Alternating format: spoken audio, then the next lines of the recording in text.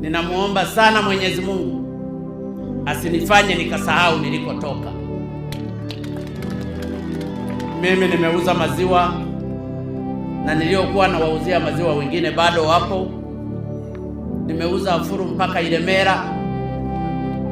Nimechunga ng'ombe. Kwa hiyo maisha ninayafahamu.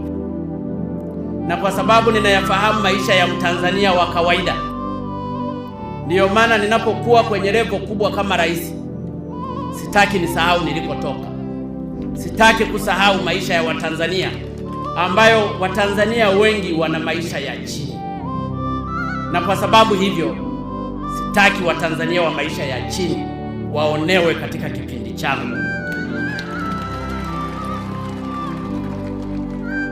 Nataka kuwathibitishia tutafanya kazi kwa nguvu zetu zote katika kuhakikisha tunatimiza malengo ya Watanzania.